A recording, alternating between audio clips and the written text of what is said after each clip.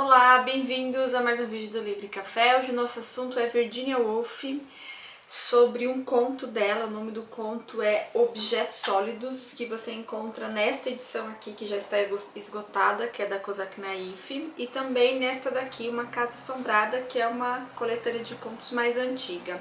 Eu li este conto por essa edição, mas também quero mostrar para vocês essa opção, porque caso você não tenha outra edição, essa daqui você consegue encontrar em sebos, tá? Porque a edição da Kozak é impossível de encontrar, né? Está esgotada, e se você encontra num preço muito alto, essa daqui, pelo contrário, você encontra facilmente em sebos.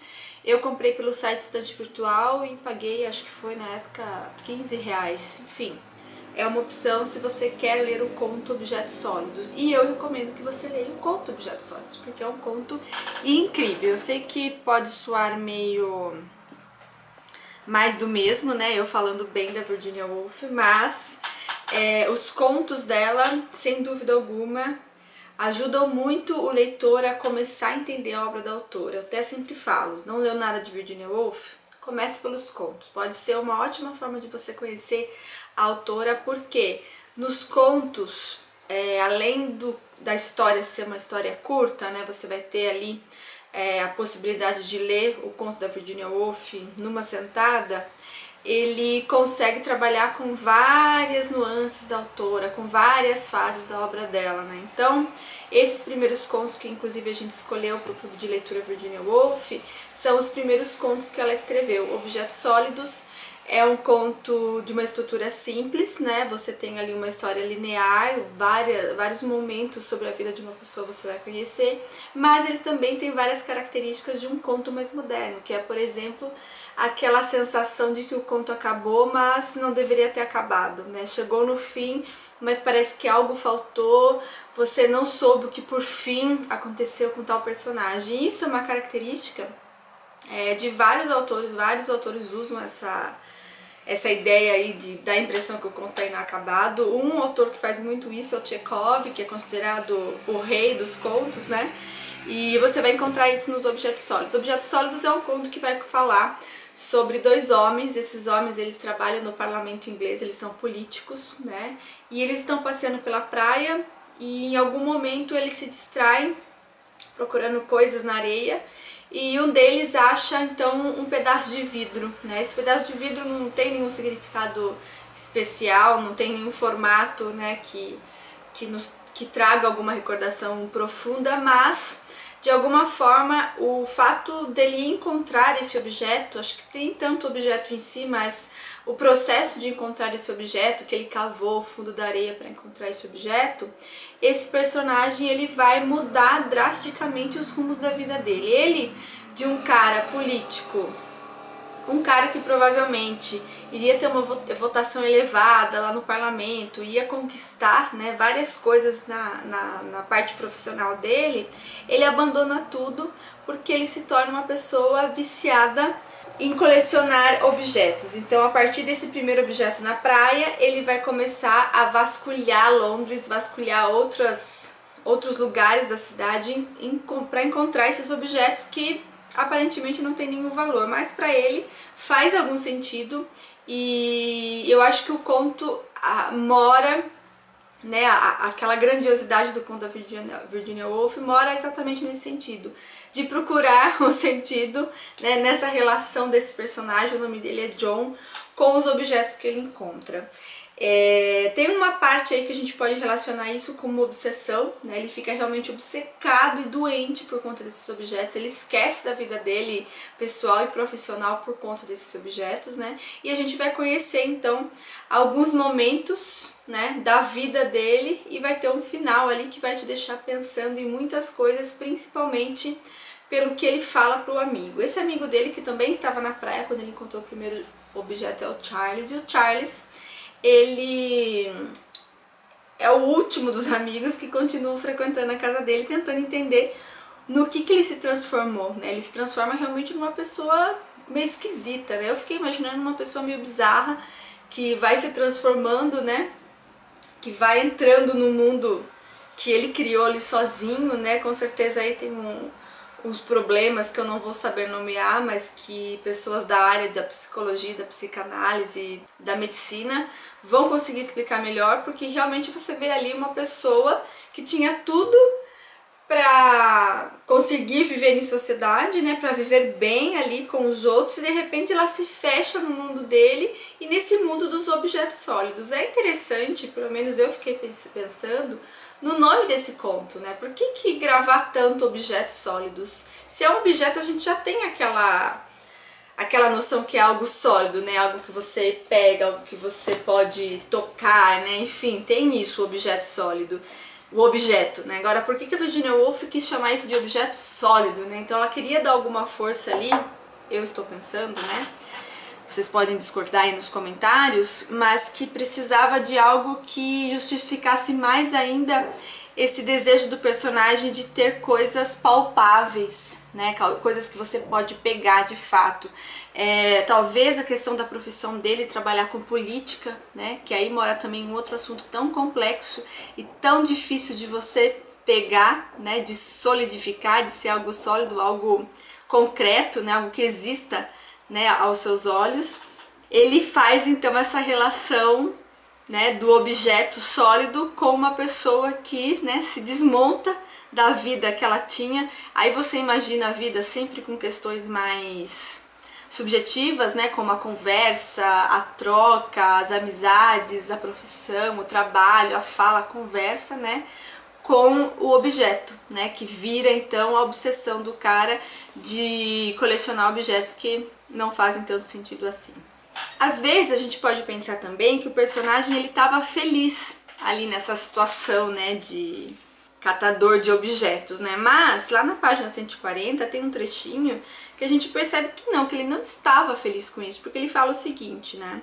Se não ardesse de ambição, se não estivesse convencido de ser recompensado algum dia por um monte de lixo recentemente descoberto, as decepções que sofreu, sem falar do cansaço e do ridículo, teriam-no feito desistir da empreitada. Então, assim, ele não estava feliz, né? Em nenhum momento aqui fala que havia felicidade nele em encontrar esses objetos, mas fica aqui subentendido, pelos tantos detalhes que a Virginia Woolf dá para cada objeto que ele encontra, que havia uma satisfação, mas a gente sabe que essa satisfação mora justamente na ambição dele, né, nessa coisa doentia que ele criou de ter esses objetos e guardar sempre na lareira, né? Chega uma hora que a lareira dele vira, né, um amontoado de coisas lá que ninguém entende o que está acontecendo. Em outro momento também é interessante a gente perceber, lá no começo do texto, quando ele encontra o primeiro objeto, eu acho que esse primeiro objeto, né, que é um vidro meio esverdeado e tal, tem aqui uma relação que a autora faz, né, que a narradora aqui da história faz, que relaciona ao momento dele encontrar o objeto, dele deixar de ser uma pessoa adulta, responsável, e uma pessoa principalmente responsável, né, como ele era, como a profissão dele dava, uma pessoa experiente, né, da vida. Quando ele encontra esse primeiro objeto que está na praia, ele coloca a mão dele dentro da areia, mergulha a mão dele dentro da areia para tirar esse objeto. Aqui é falado que nada mais restava do que os olhos de uma criança, né? Então aí pode haver alguma relação, né, desse desejo que a gente sempre tem de voltar à infância e de se grudar em alguma ideia que retome a uma infância que foi bela, uma infância que foi positiva, né? Então, a partir desse primeiro objeto, né, aqui ela fala: o substrato de pensamento e experiência que dá profundidade inescrutável aos olhos das pessoas adultas desaparecia, para deixar apenas a clara superfície transparente, nada expressando além do espanto que os olhos das crianças demonstram. Então, essa relação que ela faz também com a infância do personagem acaba dando uma força maior para ele, né? Ele se torna algo mais possível, algo mais humano, né? Porque o conto, ele tem essa capacidade de dar para você muita informação, né, num pouco espaço ali de tempo, e também vai do autor desse conto conseguir, né, essa artimanha de te dar um panorama muito profundo de um personagem nesse curto espaço de tempo. E isso a Virginia Woolf ela faz como ninguém. Eu sou de verdade muito fã dos contos dela, eu sempre procuro ler. Aliás, fica aqui o convite, se você não participa ainda do Clube de Leitura Virginia Woolf, participe. Todo mês a gente lê um conto, discute num grupo do Facebook e também estamos finalizando aí a leitura do livro A Viagem, que provavelmente vai ter vídeo aqui no canal na semana que vem. Então, o que eu tenho para falar sobre esse conto Objetos Sólidos é isso. É um conto, então, que não tem fim, né? Que vocês podem ver aqui que eu não vou concluir absolutamente nada nesse conto, mas esse conto eu acho que é pra gente pensar justamente nessa relação, né, do objeto sólido com a vida, né, que não tem nada de objetiva, que não tem muita solidez, que não é palpável, né, então essas relações e de como o ser humano lida com isso, né, porque às vezes ele não consegue lidar, e acho que esse também pode ser usado como um exemplo do nosso personagem John. John, ele é uma pessoa que não conseguiu lidar, né, muito bem aí com a vida, com a profissão, e ao mesmo tempo que não conseguia se desvincular, né, desse desejo louco de ir atrás de objetos estranhos. Enfim, é um conto para se pensar, tem muito mais nuances que a gente consegue enxergar nos contos da Virginia. Eu li o conto 2 vezes antes de fazer esse vídeo, de escrever a resenha lá no blog. Caso você queira ler a resenha, o link tá aqui embaixo também.